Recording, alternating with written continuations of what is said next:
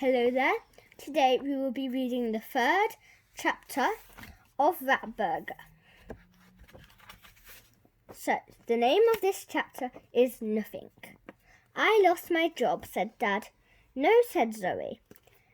They are shutting down the factory, moving the whole operation to China. But you will find another job, won't you? I will try, said Dad. But it won't be easy. There'll be loads of us all looking for the same ones. And as it turned out, it wasn't easy. It was in fact impossible. With so many people losing their jobs all at once, Dad was forced to claim benefit money from the government. It was a pittance, barely enough to live on. With nothing to do all day, Dad became more and more down. To begin with, he went to the job centre every day, but there were never any jobs within 100 miles, and eventually he started going to the pub instead. Zoe could tell because she was fairly sure that job centres didn't stay open till late at night. Zoe became more and more worried about her father. Sometimes she wondered if he had given up on life altogether. Losing first his wife and then his job seemed like just too much for him to bear. Little did he know things were about to get much, much worse. Dad met Zoe's stepmother when he was at his saddest. He was lonely and she was on her own. Her last husband having died in a mysterious prawn cocktail crisp related incident. Sheila seemed to think that husband number 10's benefit money would provide her with an easy life with fags on top of all the prawn cocktail crisps she could eat. As Zoe's real mum had died when Zoe was a baby, as much as she tried, Zoe could not remember her. There used to be photographs of Mum up all over the flat. Mum had a kind smile. Zoe would stare at the photographs and try and smile just like her. They certainly looked alike, especially when they were smiling. However, one day when everyone was out, Zoe's new stepmother took all the photographs down. Now they were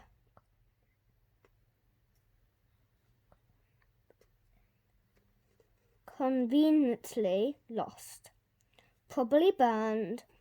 Dad didn't like talking about Mum because it would just make him cry.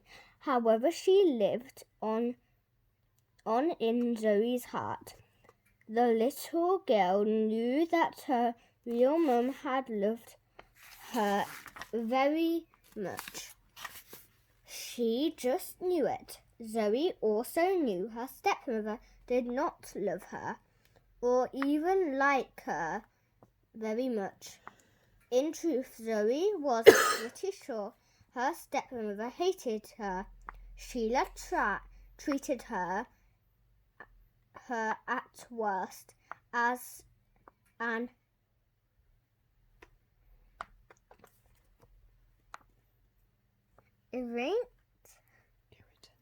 irritant, at best as if she were invisible. Zoe often overheard her stepmother saying she wanted her out of the house as soon as she was old enough. The little brat can stop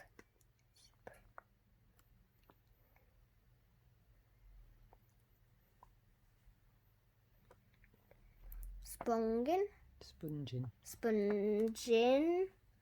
off me.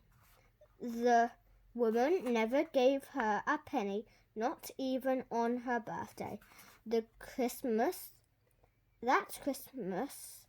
Sheila had given Zoe a used tissue as a present, and then laughed in her face with the little girl when the little girl unwrapped it.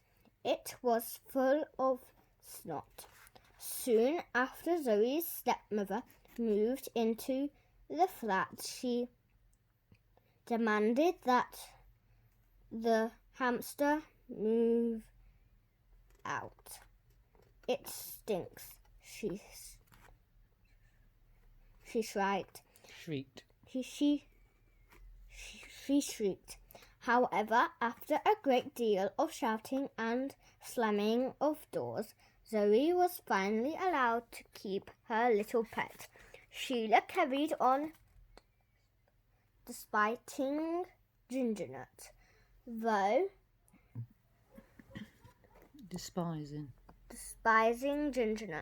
though she moaned and moaned that the little hamster chewed holes in the sofa, even though it was burning hot ash falling from her fags that had really created them. Over and over again she warned the stepdaughter she would stamp on the nasty little beast if I ever catch it out of its cage. Sheila also mocked Zoe's attempts to reach her hamster to breakdance. Teach her hamster to breakdance. You're wasting your time with that nonsense. You and that little beast will amount to nothing. Ya hear me? Nothing. Zoe heard but chose not to listen. She knew she had a special way with animals, and Dad had always told her so. In fact, Zoe dreamed of traveling the world with a huge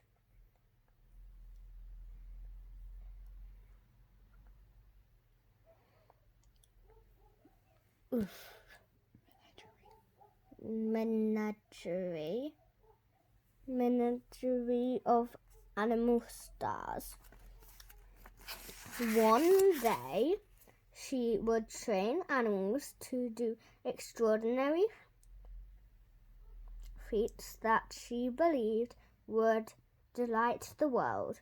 She even made a list of what these madcap acts could be. A frog who is a superstar DJ, a rapping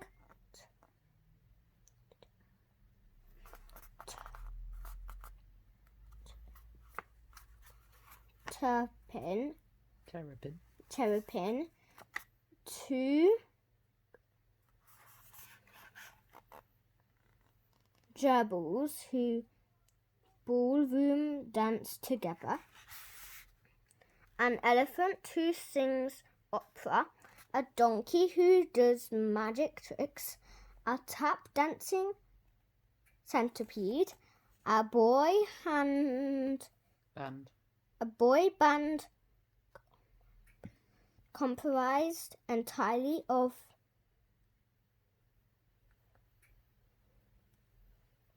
Oh, God. Guinea Pigs.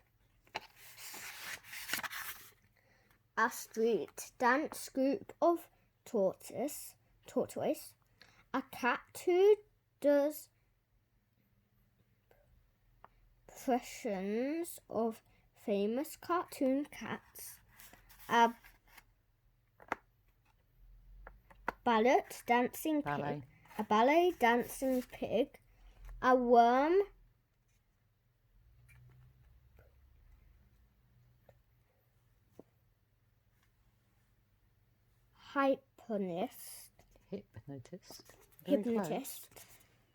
hypnotist, a high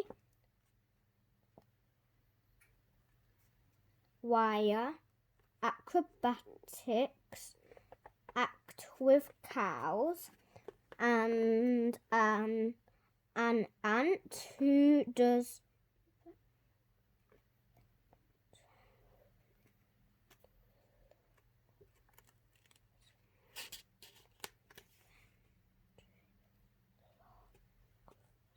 ventriloquism.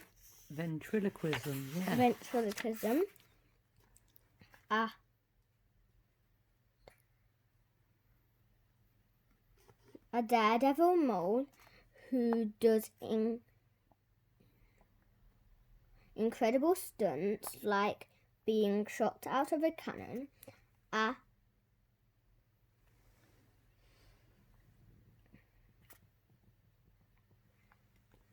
great karate display with jellyfish, a bungee jumping hippopotamus,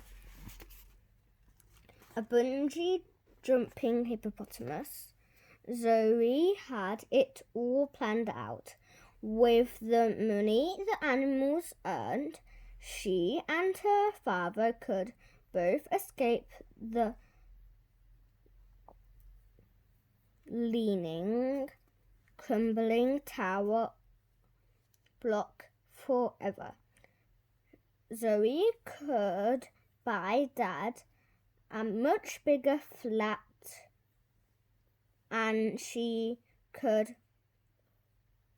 retire to a huge country house and set up a sanctuary for unwanted pets. The animals could run around in the grounds all day and sleep together in a giant bed at night. No animal too big or too small, they will be loved, was to be written over the entrance gates. Then on that fateful day, Zoe came home from school to find that Gingernet was dead, and with him Zoe's dream of animal training stardom died too. So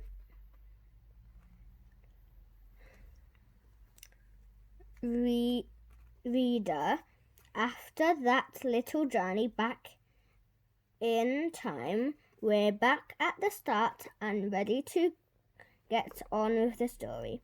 Don't turn back to the beginning though.